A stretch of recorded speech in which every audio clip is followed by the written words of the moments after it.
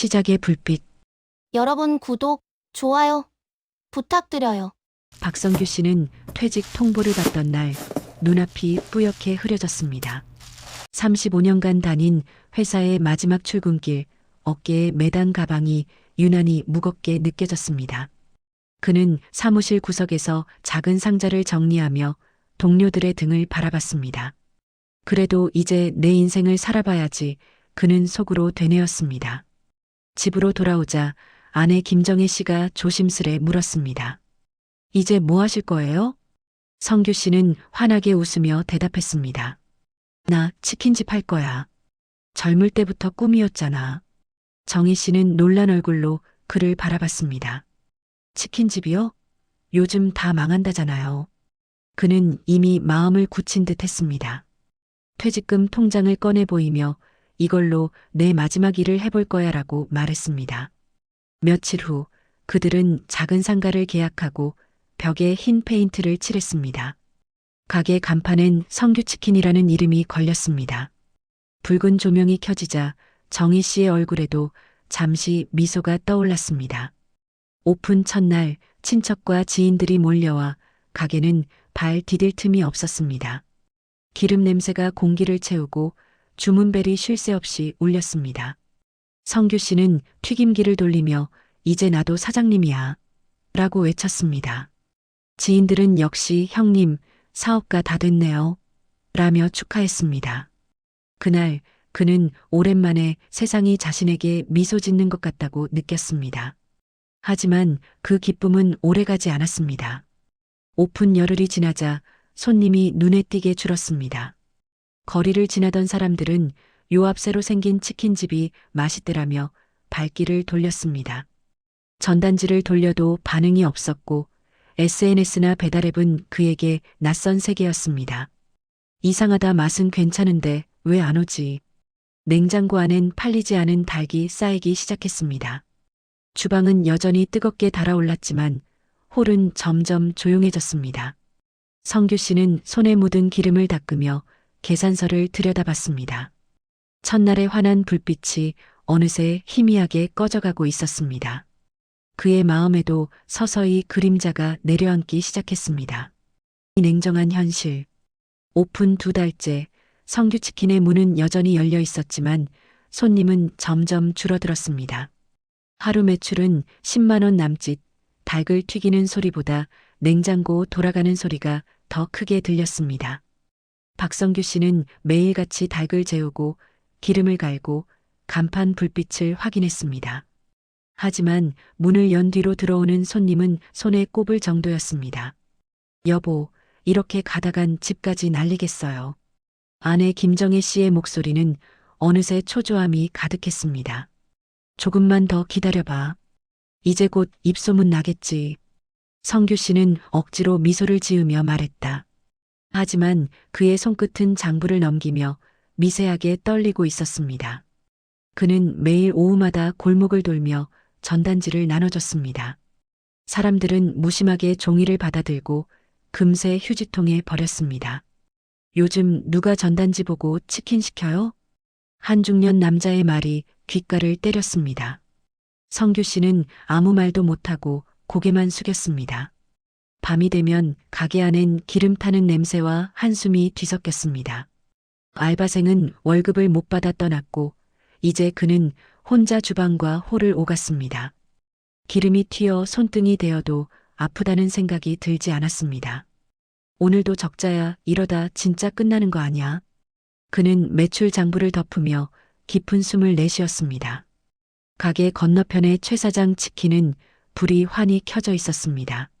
그곳엔 웃음소리와 음악이 흘러나왔고 주문벨이 끊이지 않았습니다. 성규 씨는 가게 문 앞에 서서 그 불빛을 바라봤습니다.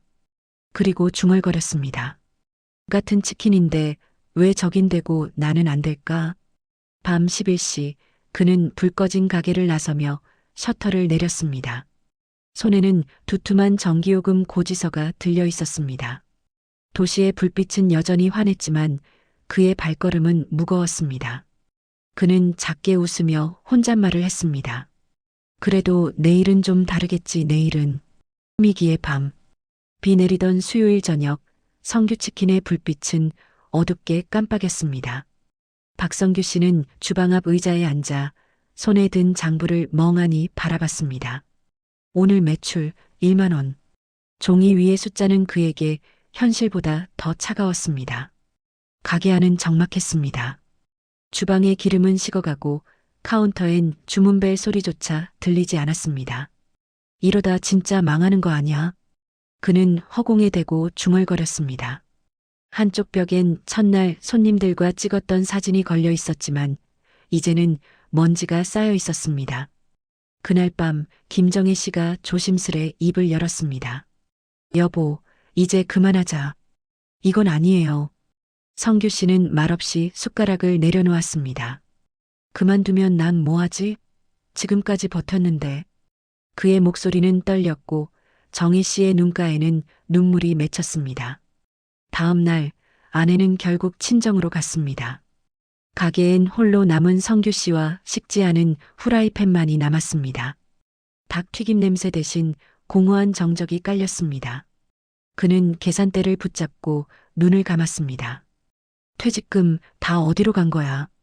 전기요금과 월세 고지서가 책상 위에 나란히 놓여 있었습니다. 장부를 덮던 그의 손이 잠시 멈췄습니다. 그는 휴대폰으로 자신의 가게를 검색해 봤습니다. 그러나 아무리 찾아도 성규치킨이라는 이름은 배달앱에 없었습니다. 이게 무슨 소리야? 내 가게가 안 떠? 분노와 허탈함이 동시에 밀려왔습니다. 그는 휴대폰을 내려치며 세상은 나를 잊었구나라고 중얼거렸습니다. 그 순간 문 앞종이 살짝 울렸습니다. 낯선 목소리가 들렸습니다. 여기 치킨 하나 포장돼요? 성규 씨는 고개를 들었습니다. 문가엔 젊은 청년 하나가 서 있었습니다.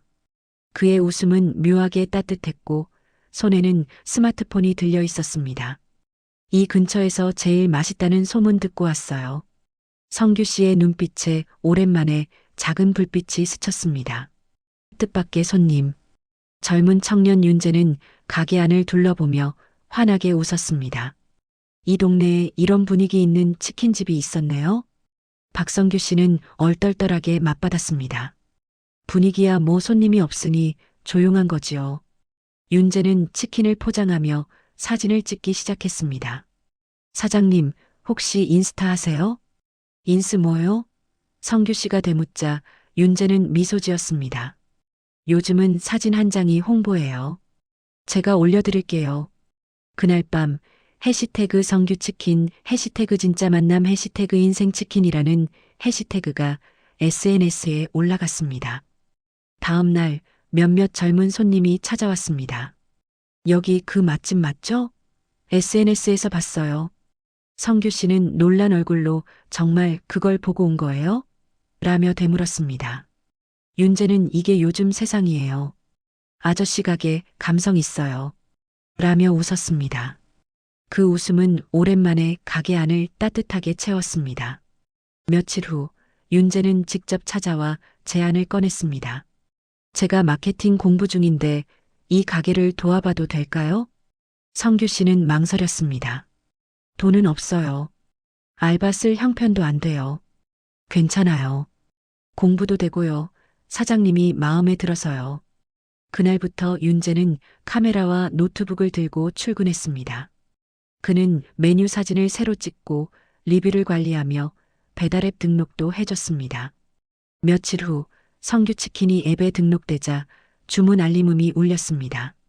성규 씨는 벅찬 마음으로 주방을 뛰어다녔습니다. 식어가던 삶에 다시 불이 붙는 순간이었습니다. 신 5다시 타오른 불판. 윤재의 손길이 닿자 가게는 눈에 띄게 변했습니다. 벽엔 조명 간판이 새로 달렸고 SNS 팔로워 수도 늘었습니다. 요즘 젊은 손님들이 자주 오네요. 김정혜 씨가 감탄했습니다. 그녀는 다시 계산대에 앉으며 미소를 지었습니다. 여보, 우리 아직 끝난 거 아니네요. 성규 씨는 새로운 기운으로 닭을 튀겼습니다. 기름소리, 주문벨, 웃음소리가 다시 가게를 채웠습니다. 하지만 매출이 늘면서 재료비와 전기요금도 함께 올랐습니다.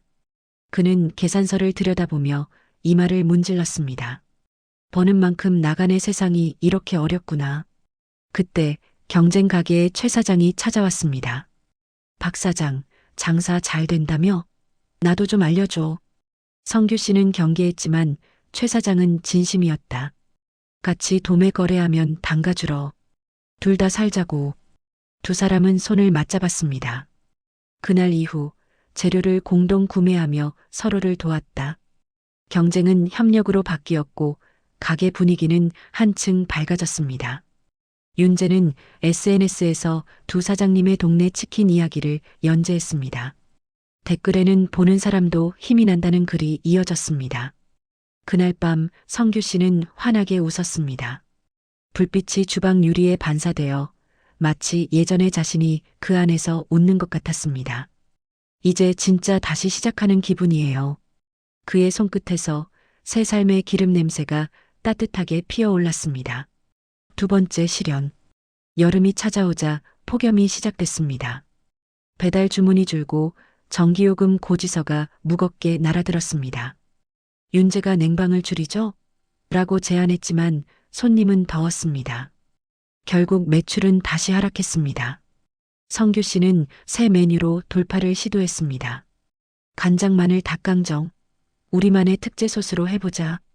그는 자신만만했지만 반응은 냉담했습니다. 리뷰에는 짠맛이 강해요. 옛날 맛이 아니네요가 이어졌습니다. 평점이 4.9에서 3.6으로 떨어졌습니다. 이럴 줄 알았으면 새 메뉴 안 했어요. 정혜 씨가 한숨을 쉬었습니다. 하지만 윤재는 포기하지 않았습니다. 사장님, SNS 설문 돌려볼게요. 손님이 원하는 걸 찾아봐요. 그는 젊은 고객들의 의견을 모아 새로운 레시피를 만들었습니다. 추억의 간장치킨이라는 이름이 붙었습니다. 제출 시 첫날 주문이 폭주했습니다. 사장님, 닭이 모자라요. 윤재가 외쳤습니다. 성규 씨는 주방에서 손을 멈추지 않았습니다. 손님들의 리뷰엔 엄마가 해주던 맛이라는 글이 이어졌습니다. 그는 눈시울을 붉히며 말했다. 그래, 이게 진짜 내가 하고 싶던 맛이었지. 환희의 순간. 가게는 다시 호황을 맞았습니다. 지역 방송에서 퇴직 후 인생 역전 스토리로 취재를 왔습니다. 카메라 앞에서 성규 씨는 어색하게 미소를 지었습니다. 포기하지 않으면 인생은 한 번 더 기회를 줍니다. 김정혜 씨는 조용히 그의 옆에 섰습니다. 당신 참 대단해요. 버텨줘서 고마워요. 성규 씨는 당신이 있었으니까요. 라며 미소 지었습니다. 윤재는 촬영을 돕고 SNS에 방송 장면을 올렸습니다. 댓글엔 진짜 인생 드라마 같다는 반응이 쏟아졌습니다. 며칠 후 주문이 폭주하며 주방은 쉴 틈이 없었습니다. 성규 씨는 윤재를 바라보며 말했습니다. 이제 너 없으면 안 되겠구나. 그럼 직원으로 써주세요, 사장님. 윤재가 웃었습니다. 그의 말에 성규 씨는 크게 웃으며 고개를 끄덕였습니다. 새 간판이 걸렸습니다. 성규 치킨 앤드 윤재. 불빛이 켜지자 거리의 사람들도 박수를 보냈습니다. 그날 밤 그는 하늘을 보며 중얼거렸습니다. 이 맛이야 살아있다는 맛. 다시 인생의 맛. 몇 해 후 성규 치킨은 프랜차이즈 1호점을 열었습니다. 오픈식 날 지역신문 기자들이 몰렸습니다. 박성규 씨는 손님들에게 인사를 건넸습니다.